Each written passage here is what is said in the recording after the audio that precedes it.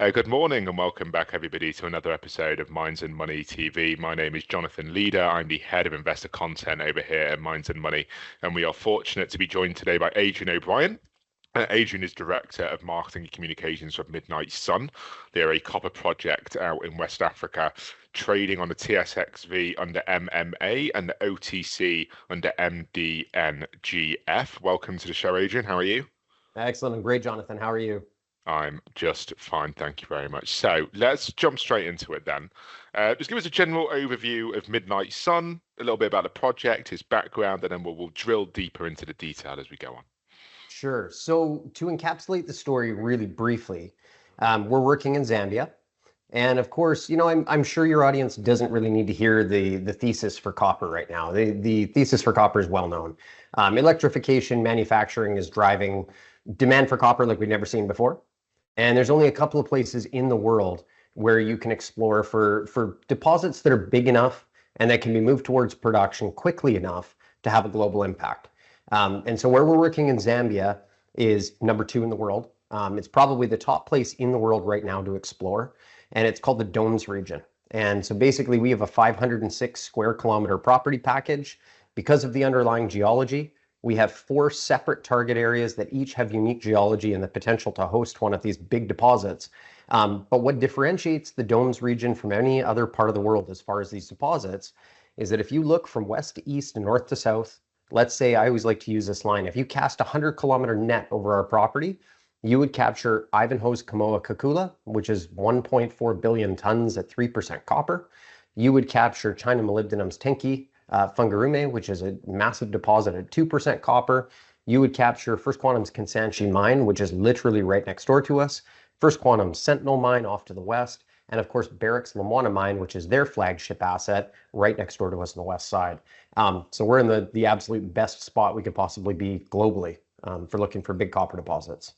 Absolutely. And, again, our audience is relatively well educated, so they'll know full well. But, when you have a property that is in such close proximity to sort of major producing copper mines, Yes. all with very promising results of their own as well, then, we're into something promising here.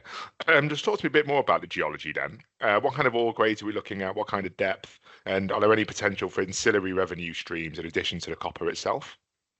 Well, yeah, so that's a really good question. I mean, if you look at the Domes region as a whole, the deposits, the big differentiator is that every deposit in the Domes region in Zambia is 1 billion tons. And there's nowhere else in the world where you see that. That's where the B people. That's right. Yeah, exactly. First Quantum Sentinel mine is 1 billion tons at 0.51%. Barrick's Lumwana mine is 1 billion tons at 0.55. First Quantum's Kansanshi mine is over 1 billion tons at 0.66%. And as I mentioned a minute ago, Kamoa-Kakula is an absolute monster, 1.4 billion tons at roughly 3% copper, which is astronomical. But of course, that's inside the DRC. It's not inside Zambia, which means that Ivanhoe has a much lesser percentage of that project, whereas in Zambia, we retain a large percentage of our projects, very large, and can move it forward. So in terms of underlying geology, these are stratabound deposits. So what does that mean? It means if you look globally, all the sort of low-hanging porphyry copper, you hear a lot about porphyry copper deposits. The low-hanging porphyry copper fruit has been picked. As of right now, you are now looking at deposits that are deeper, that are higher grade, but that are deeper, more difficult, more expensive. And when you look at that from the perspective of a junior exploration company or miner, you have to think about what your capex is going to be in moving these deposits forward. Very difficult, very expensive. In a lot of cases, they're talking about block caving. You use block cave, that means if your capex is $3 to $5 billion, it's $3 to $5 billion in year one. So very, very difficult. When you're dealing with what we are in Zambia, these are relatively shallow deposits. So typically under a couple hundred meters underground. They're typically from surface, they're open pit. In a lot of cases, you hit the layer that we're looking for, which is a sediment-hosted copper deposit. You tend to hit those at like 50 to 100 meters. So relatively shallow, maybe 120 or 130 meters, but relatively shallow, open pit deposits, quick to move into production, easy to develop, and difficult in terms of getting in there and actually figuring them out geologically. They're quite technical, but the reality is, especially in our case, we have the best team on the planet working on this. We have a really good group of people. But geologically, the setting of our deposits, if you look across the camp, 0.59% copper is kind of the average in Zambia. And if you look at ours, we have discoveries on every corner of our property, far in excess of that. They typically are anywhere from 1% up. And that isn't to say that our overall grade would be that if we can get a deposit strung together, but what it means is that we've got high grade copper all over the place. We have discoveries on every part of the property. So that's pretty cool. Excellent. That actually just segues very perfectly into my next question. So obviously, when I talk to a lot of investors, excuse me, when I'm talking to a lot of investors, one of the key questions they always ask me about the projects, who are we going to be attending our events, or we're going to be speaking to, is who are the senior management team? What does their track record look like in this particular field? And I sort of, in our prep session, you mentioned some really exciting characters who've got on board with Midnight Sunrise. Tell us a bit more about that senior management team, what it looks like, and their experience in the copper game. For sure. So I think, let's start with the founders of the company. So Al Fabro and Rob Sibthorpe put Midnight Sun together. The company's been around for 12 years. We're not new. We've been in Zambia for roughly over a decade, roughly 12 years. We've been working on this deposit, or this project, shouldn't say deposit, but this project, for a very long time. And it's simply the case of a smaller company working on this and pushing it forward. And, we've done every bit of work you could possibly do. We have pushed this forward through the toughest copper markets, tougher markets in general. I mean, look at what the markets have been like over the last 10 years. We've kept this alive. We've worked on it. We've had encouragement from some really cool key individuals in the camp and in the region, and geologists that are world-renowned copper explorers. But in terms of what our group has done, Al and Rob Sibthorpe put this together. They brought this project in, and Al and Rob Sibthorpe have a tremendous amount of experience. Of course, they worked at Canaccord and Yorkton Securities. They were part of the Yorkton Securities Natural Resource Group, which in the 90s, and predominantly 80s and 90s, they worked with Frank Juster and probably analyzed more major deposits than just about any brokerage group I can think of, and funded them. So they were able to develop an incredible sense of good projects, and their nose for great projects is incredible. And so they found this project in Zambia. We were able to option it over a decade ago, hang on to it, work on it. And they, I think probably if you look at Al and Rob, most notably, they founded a company called Rocks Gold, and they developed and discovered something called the Yaramoko deposit, which is an operating mine in Burkina Faso. So big gold mine, really, really well done. They've been involved in a lot of other projects over the years, but this has been their focus for 10 years now. So, really exceptional. And then what I like to talk about a lot with this, Jonathan, is the geological team. And part of that has come through Cobalt. Of course, we have a deal with Cobalt Metals on our property. And I think it's really important, obviously, to cover off on that. We have an earn-in agreement with Cobalt Metals on one of our 4 targets. And Cobalt, of course, backed by Bill Gates and Jeff Bezos, becoming very well known. They're an AI mining company. They have an incredible geological team, one of the best I've ever seen. And the lead on their copper projects, their chief copper geologist, is a guy named David Broughton. And David is credited with the discovery of Kamoa-Kakula for Ivanhoe. He spent over a decade with Ivanhoe. David also did all the development work at Kansanshi next door to us. And literally one of the top people in the world for these types of deposits. And we've known David for quite a long time. We always wanted to work with him. We always wanted him to be part of the team. And through Cobalt, he's now managing this project and developing Dumbwa for us. So hoping to repeat his success, but we couldn't have a better individual working on this project from the Cobalt side. And then he's assembled his own team. So when you look at the geological breadth, you've got David Broughton and a team of people that he thinks are absolutely top notch. And then on our side, we just announced something really exciting, and that is that we brought a fellow named Kevin Bonnell in as our COO of Zambia. And Kevin is, he spent over 25 years in sub-Saharan Africa. His focus is exactly these deposits. And he spent 4 years with Barrick at Lumwana, next door to us. And Lumwana, what's really interesting about that is Lumwana is an analog to our Dumbwa target. So our Dumbwa target has a huge copper soil anomaly. It's 20 kilometers long, 0.73% copper, so ore grade in soil, if you will. We have bedrock sampling there that's over 1%. We have a drill intercept there that tells us we've got some kind of sediment hosted system. We have vegetation kill zones along the length of that anomaly that tell you that there's something big there. But when you take that and you look at what Kevin's work was at Barrick, he came into Lumwana to basically sort it out. And in 24 months, which is an exceptionally short time frame, it's in the mining world especially. It is, right? Like, you're used to seeing 5 and 10-year development plans for projects. Kevin comes into Lumwana, and in 24 months, he develops 25 to 30 years of reserves with his team. Turns Lumwana into a flagship asset for Barrick, and at the same time is recommending Dumbwa as both a tier 1 exploration target and a project that they should go after. And at the same time, Kobold's coming to us and looking at doing a deal.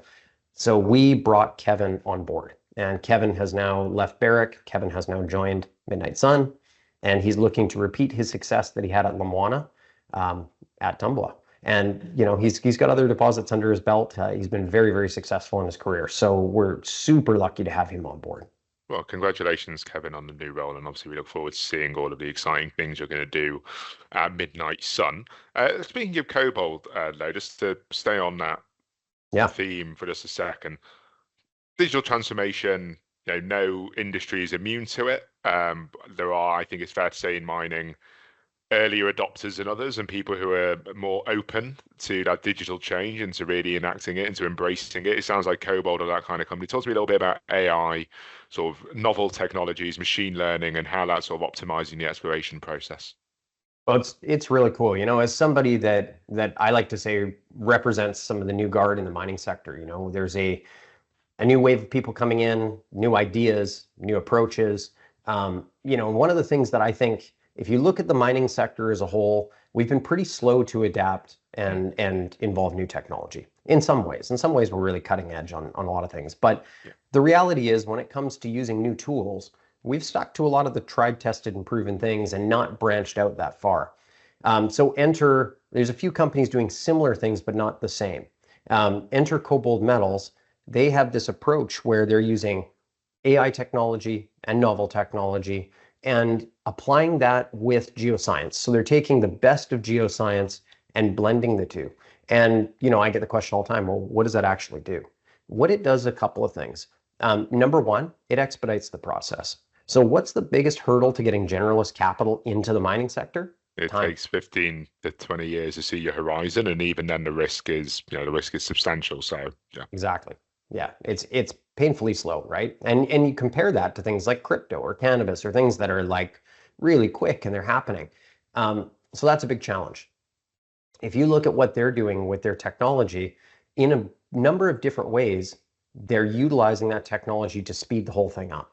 So whether it's running filters and running information, the more data they have, the better. They can take all of that data. So let's say they had 3 drill holes instead of 20, but they took more data from those drill holes than they would typically take, and then fed that into their technology. They can eliminate targets. They can fine tune what they really need to look at, and cut a lot of the process out. And I think that's the most important thing, is isolating the right targets. But it's a bleeding edge technological process that it's about time our sector took on, and we get to utilize it, which is really cool. Absolutely. And I'm confident that the benefits of that are going to be felt, I think, very, very strongly. I think particularly in terms of shortening that timeline between developing a project and becoming online through exploration. I think that is going to help de-risk for a significant amount of fund managers who may be slightly squeamish about that space. Now, moving on to them, we're nearly at the end of our time. So I'm just going to ask you 2 more questions, and it's all merged into one, really. One is in terms of timing. So why should investors be excited about Midnight Sun right now and not maybe 5 years ago? And what news should we be expecting down the pipeline in the coming months or years? Okay, yeah, those really merge well into one another, actually. So if you look at, again, going back to the top of our conversation, what's going on in the copper space, there is no question that now is the time to be looking at copper projects. Like, that is, I think everybody gets that. There is going to be a deficit for copper that we've never seen before. It's going to hit in the next 18 to 24 months. When it does, companies, countries, people are going to be scrambling for copper. So we need to find globally impactful deposits. Where are you going to do that? You're going to do it in Zambia. And when you're going out there and looking, it's going to be a process. We're going to have different steps. We're going to have different catalysts. As far as Midnight Sun goes, we've done all the things we need to do. We've done all the basic work on our property, and we have discoveries, drill discoveries across the whole project. So we have 4 separate targets. Every one of those targets has a drill discovery already. In the case of Dumbwa, we have something very, very significant. There's something going on there that everybody's excited about, enough to gain the attention of Kobold, to gain the attention of other players, people like Kevin Bonnell, people like David Broughton, that they're looking at it and saying, hey, there's something going on here. This is serious and could be the next big Domes region deposit. And so we've got a 15.5 million earn in place. Now that means we're going to start drilling, and drilling is going to come up really quick. So, we're probably a matter of weeks. It could be 4 weeks. It could be 8 weeks. It's going to be a little bit of prep time. We still have a little bit of groundwork to do before we actually start them spinning, but drilling is going to start. And we're going to aggressively attack that project. I don't know if it's 10,000 meters of drilling, something in that range to start off with. But Kobold has to spend $15 million over the next 4.5 years. They're going to get in there. They're going to aggressively drill, and you've got the best team going to find something. So we're excited. So that's catalyst number 1. Number 2, which we haven't touched on yet, is we have a cooperative exploration plan with First Quantum in place. And to put it in 2-second terms, that means that First Quantum has, they basically use oxide copper at their SXEW plant. And they're essentially using sulfuric acid from their smelter to heap leach copper oxide, which does 2 things. It eliminates the sulfuric acid and the environmental liability. Number 2, it liberates cathode copper that they can concentrate and sell as a byproduct. And they've been doing that for 20 years, but they have depleted their oxide reserves. So they no longer have oxides, which means they are stockpiling acid, and it means that they have to, find other ways to support that $300 million revenue stream that they're currently missing.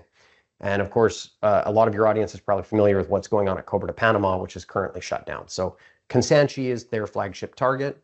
That's their flagship mine. It is right beside us, 6 kilometers away. And we have oxides on numerous parts of our property in significant quantity. So we're working with First Quantum to define potential feed sources that would go into Kansanshi. And we're working on a formal arrangement around that. And our goal is to define resources on 2 targets, one called Kaziba, one called Me2, and get material going to Kansanshi within the next 12 months.